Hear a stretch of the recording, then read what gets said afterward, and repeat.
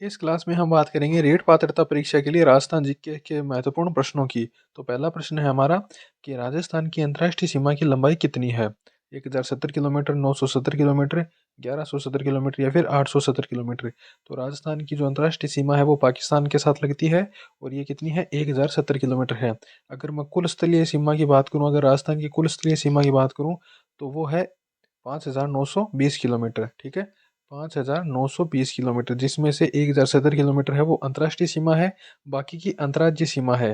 ठीक है, अंतर्राज्यीय सीमा कितनी हो जाएगी? अंतर्राज्यीय सीमा हो जाएगी 4850। ठीक है, 4850 जो है वो अंतर्राज्यीय सीमा है, जो राजस्थान की अन्य राज्यों के साथ लगती है, और 1,070 किलोमीटर है वो अंतर्राष्ट्रीय सीमा है। उसके बाद नेक्स्ट प्रश्न है कि राजस्थान का वह कौन सा जिला अंतर्राष्ट्रीय सीमा के निकट स्थित नहीं है? ठीक है, तो आपको जिला बताना है, बीकानेर, गंगानगर, जैसलमेर या फिर हनुमानगढ़। तो राजस्थान जिसकी अंतर्राष्ट्रीय सीमा पर जिला स्थित नहीं है, बीकानेर है वो यहाँ पे स्थित है, तो बीकानेर हो जाएगा। गंगानगर सबसे ऊपर स्थित है, हो जाएगा। जैसलमेर यहाँ पे स्थित है, हो जाएगा। हनुमानगढ़ नहीं होगा क्योंकि हनुमानगढ़ है वो यहाँ स्थित है राजस्थान में, तो हनुमानगढ़ जो है वो अंतर्राष्ट्रीय सीमा पर स्थित नहीं है। ठीक है, अगला प्रश्न है हमारा कि राजस्थान और मध्य प्रदेश की सीमा पर स्थित रेलवे स्टेशन का नाम क्या है? कि राजस्थान और मध्य प्रदेश की सीमा पर जो रेलवे स्टेशन स्थित है, जो राजस्थान का आखिरी और मध्य प्रदेश का प्रथम रेलवे स्टेशन है, उसका क्या नाम है? नवाबपुर, झालावाड़ रोड, मुन्नाबाव या फिर भवानी मंडी। तो राजस्थान और मध्य प्रदेश की सीमा पर जो है वो भवानी मंडी रेलवे स्टेशन स्थित है, ये बात आपको ध्यान में रखनी है। ठीक है, अगला प्रश्न है कि किस राज्य के साथ राजस्थान की सबसे छोटी अंतर्राज्यीय सीमा है? वह अंतर्राज्यीय सीमा क्या होती है? जब कोई राज्य दूसरे राज्य के साथ सीमा बनाता है तो वह अंतर्राज्यीय सीमा कहलाती है। ठीक है, और अगर जब कोई राज्य किसी दूसरे देश के साथ सीमा बनाता है तो वह अंतर्राष्ट्रीय सीमा कहलाती है। ठीक है, तो ये पूछ रहा है कि राजस्थान के साथ सबसे छोटी अंतर्राज्यीय सीमा कौन बनाता है? गुजरात, मध्य प्रदेश, हरियाणा या फिर पंजाब। तो सबसे छोटी जो अंतर्राज्यीय सीमा है वो पंजाब बनाता है। ठीक है, पंजाब के साथ है वो राजस्थान बनाता है। कितनी बनाता है? 89 किलोमीटर बनाता है। ठीक है, और राजस्थान के कौन कौन से जिले जो हैं? गंगानगर और हनुमानगढ़। ठीक है, गंगानगर और हनुमानगढ़ जो है वो पंजाब के साथ सीमा बनाते हैं, जिनमें से गंगानगर है वो ज़्यादा बनाता है, सर्वाधिक गंगानगर बनाता है, और कम है वो हनुमानगढ़ बनाता है। ठीक है, अगला प्रश्न है कि किस एक जिले की सीमा राजस्थान व पाकिस्तान से लगती है? यानी कि कौन सा एक ऐसा जिला है जो अंतर्राज्यीय सीमा भी बनाता है और अंतर्राष्ट्रीय सीमा भी बनाता है? जैसे ये राजस्थान का मैप है, तो इसमें अंतर्राज्यीय और अंतर्राष्ट्रीय सीमा दोनों बनाएगा। तो जैसलमेर यहाँ पे स्थित है, जो केवल अंतर्राष्ट्रीय सीमा बनाता है। जालोर है, और सिरोही और बाड़मेर। जालोर है जो अंतर्राज्यीय सीमा बनाता है, सिरोही भी अंतर्राज्यीय सीमा बनाता है, लेकिन जो जैसलमेर सॉरी बाड़मेर जो है वो आपका अंतर्राष्ट्रीय और अंतर्राज्यीय दोनों सीमा बनाता है। ठीक है, यहाँ पे गुजरात के भी टच होता है और यहाँ पर पाकिस्तान से भी टच होता है बाड़मेर। ठीक है, तो बाड़मेर है वो अंतर्राष्ट्रीय और अंतर्राज्यीय दोनों सीमाएं बनाता है। अंतर्राष्ट्रीय सीमा बनाता है पाकिस्तान के साथ और अंतर्राज्यीय सीमा बनाता है बाड़मेर के साथ। ठीक है, सॉरी गुजरात के साथ। अगला प्रश्न है कि राजस्थान की सर्वाधिक लंबी सीमा किस राज्य से मिलती है? यानी कि सबसे छोटी जो है वो पंजाब के साथ बनाता है, 89 किलोमीटर की पंजाब के साथ बनाता है, और सबसे ज़्यादा है वो किसके साथ बनाता है? उत्तर प्रदेश, पंजाब, हरियाणा या फिर मध्य प्रदेश। तो सर्वाधिक है वो मध्य प्रदेश के साथ बनाता है। कितनी बनाता है? 1600 किलोमीटर की बनाता है। ठीक है, 1600 किलोमीटर की सीमा बनाता है राजस्थान और मध्य प्रदेश। ठीक है, और राजस्थान के कितने जिले बनाते हैं? राजस्थान के इसमें 10 जिले बनाते हैं। ठीक है, राजस्थान के जो है वो 10 जिले बनाते हैं, जिसमें से झालावाड़ है वो सर्वाधिक सीमा 520 किलोमीटर जो है वो झालावाड़ बनाता है। तो अगर ये क्वेश्चन भी पूछ ले कि सर्वाधिक जो सीमा है अंतर्राज्यीय सीमा वह कौन सा जिला बनाता है, तो झालावाड़ बनाता है मध्य प्रदेश के साथ 520 किलोमीटर। ठीक है, ये बात भी आपको ध्यान में रखनी है। अगला प्रश्न है कि राजस्थान का क्षेत्रफल भारत के कुल भौगोलिक क्षेत्रफल का कितना है? यानी कि राजस्थान का जो क्षेत्रफल है वो भारत के क्षेत्रफल का कितना परसेंट है? ठीक है, 10.41%, 11.11%, 5.6% या फिर 10%। यानी कि राजस्थान जैसे भारत का है वो 100% भौगोलिक क्षेत्रफल है, तो उसमें राजस्थान का है वो 10.41% जो है वो राजस्थान अकेले कवर करता है भौगोलिक क्षेत्रफल का। ठीक है, तो राजस्थान का हो जाएगा 10.41%। ठीक है, और अगला प्रश्न है हमारा कि राजस्थान राज्य के कुल क्षेत्रफल और कुल जनसंख्या का लगभग समान प्रतिशत कौन सा जिला रखता है? ठीक है, क्या पूछ रहे हैं कि जैसे राजस्थान का जो क्षेत्रफल है ना, उसके उसमें कौन सा जिला है जो क्षेत्रफल में भी बराबर हिस्सा रखता है और जनसंख्या में भी बराबर हिस्सा रखता है? ठीक है, तो ये पूछा गया है, बांसवाड़ा, चूरू, सीकरी या फिर सिरोही। तो इसका आंसर सिरोही होगा। सिरोही कैसे होगा? जैसे कि राजस्थान का जो भौगोलिक क्षेत्रफल है वो 100% है, तो ठीक है, तो इसमें 1.5% जो भौगोलिक क्षेत्रफल है वो सिरोही का है। ठीक है, और जनसंख्या जैसे 100% है, तो उसमें भी 1.5% जो है वो जनसंख्या है वो, जनसंख्या का क्षेत्र है वो सिरोही का है, ठीक है। यानी कि जनसंख्या भी 1.5% है और क्षेत्रफल भी 1.5% है। क्षेत्रफल और जनसंख्या दोनों जो है वो बराबर हैं। तो यही पूछ रहा है कि समान प्रतिशत, कि क्षेत्रफल का और कुल जनसंख्या का समान प्रतिशत कौन सा जिला रखता है, तो सिरोही है। वो 1.5% जो है वो राजस्थान के कुल क्षेत्रफल का क्षेत्रफल रखता है और 1.5% ही कुल जनसंख्या अपने पास रखता है, ठीक है। तो इसका आंसर हो जाएगा सिरोही।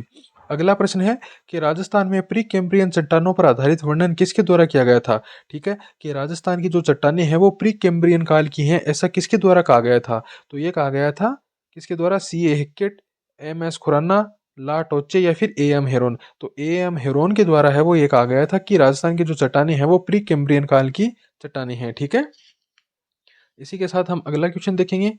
अगला क्वेश्चन है कि राजस्थान के किस भौतिक क्षेत्र में पलाया झीलें पाई जाती हैं। पलाया झीलें होती हैं वो किस क्षेत्र में पाई जाती हैं, हाड़ौती के पठार में, मैदान में, अरावली पर्वत में या फिर थार के रेगिस्तान में। तो राजस्थान के अंदर जो पलाया झीलें हैं वो थार के रेगिस्तान में पाई जाती हैं, थार के रेगिस्तान में पाई जाती हैं, ठीक है। तो इसका राइट आंसर हो जाएगा थार का रेगिस्तान।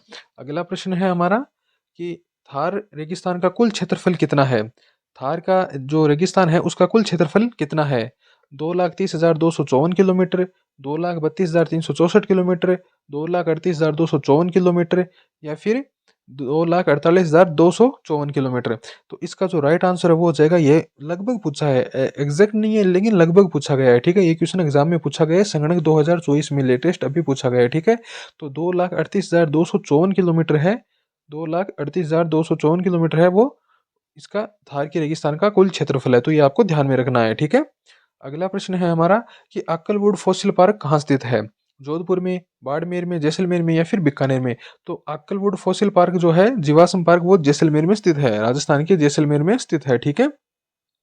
अगला प्रश्न है हमारा कि लाठी सीरीज क्या है। लाठी सीरीज क्या है, एक खनिज पट्टी है, भौगोलिक बेल्ट है, वन्य जीव श्रृंखला है या फिर पशु श्रृंखला है, ठीक है। तो देखो जैसे राजस्थान के अंदर जैसलमेर है ना, जैसलमेर में क्या है कि मोहनगढ़, पोक जिले में पोखरण से मोहनगढ़ तक एक लाठी सीरीज पाई जाती है, एक भौगोलिक बेल्ट पाया जाता है, ठीक है। भूगर्भीय जल पट्टी है, ये जल पट्टी है जो कहाँ से कहाँ तक है, ये पोखरण से मोहनगढ़ तक है, ठीक है। तो ये कहाँ पर है, जैसलमेर में है, ठीक है। तो लाठी सीरीज है वो भौगोलिक जल पट्टी है एक, ठीक है। और इसके ऊपर जो जल पट्टी है इसी के ऊपर सेवन घास पाई जाती है जैसलमेर में, ठीक है। अगला प्रश्न है कि राजस्थान के कुल भौगोलिक क्षेत्रफल का कितना प्रतिशत पश्चिम मरुस्थल प्रदेश के तहत आता है।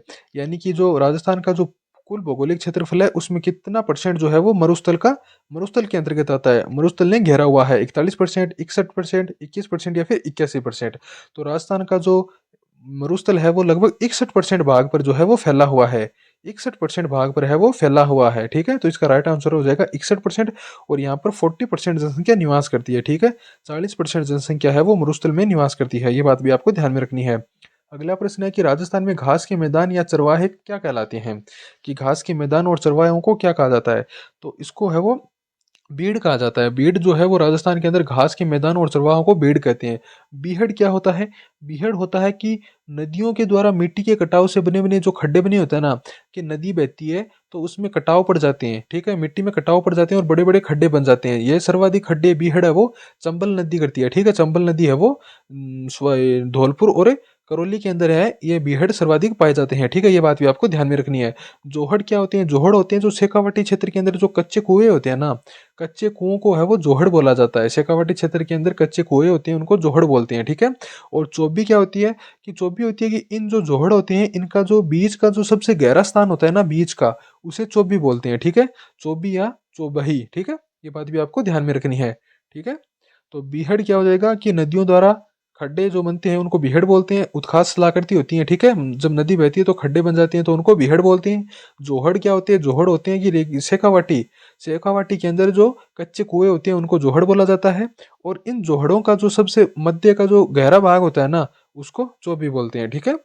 अगला प्रश्न है हमारा कि निम्नलिखित में से कौन सी विशेषता थार के मरुस्थल से संबंधित नहीं है, ठीक है। नहीं है यानी कि 3 विशेषताएं हैं वो थार के मरुस्थल से संबंधित हैं और एक विशेषता है वो संबंधित नहीं है।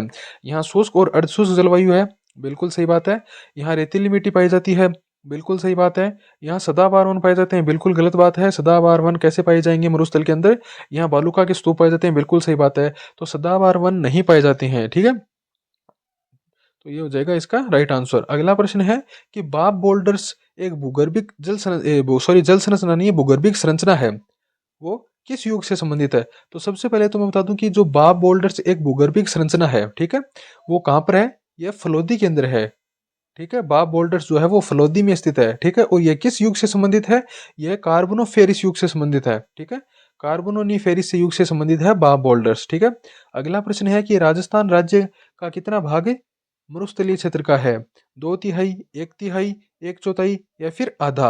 यानी कि जो राजस्थान राज्य का जो मरुस्थल है वो कितना भाग घेरता है? तो लगभग 2/3 भाग जो है वो राजस्थान का मरुस्थल घेरता है, ठीक है।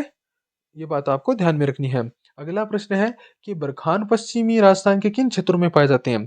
बरखान एक बालू का स्तूपों का प्रकार है जो कि मरुस्थलीय क्षेत्रों में पाया जाता है, ठीक है। मरुस्थलीय क्षेत्रों में पाया जाता है। बरखान क्या होता है? बरखान एक, जब हवा चलती है ना, तो मिट्टी का निक्षेपण होता है और एक अर्धचंद्राकार आकृति बनती है, ठीक है। एक अर्धचंद्राकार आकृति बनती है, ठीक है, उसको बरखान बोलते हैं, ठीक है। और ये सर्वाधिक गतिशील होते हैं, जो जितने भी बालू का स्तूप होते हैं ना, उनमें बरखान जो है वो सर्वाधिक गतिशील होते हैं, ठीक है। और जो मरुस्थलीकरण होता है ना, मरुस्थलीकरण जितना भी होता है ना, उसमें सबसे ज्यादा प्रभावित करते हैं, यानी मरुस्थलीकरण को सबसे ज्यादा बढ़ावा कौन सा बालू का स्तूप देता है? बरखान बालू का स्तूप देता है। ये बात आपको ध्यान में रखनी है, ठीक है।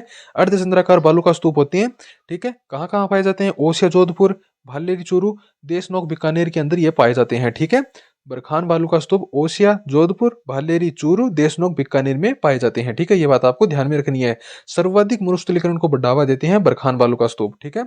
अगला प्रश्न है कि राजस्थान के रेतीले शुष्क मैदान में कौन सा क्षेत्र है जहां आधार चट्टानी सतह पर अनावरित है? ठीक है।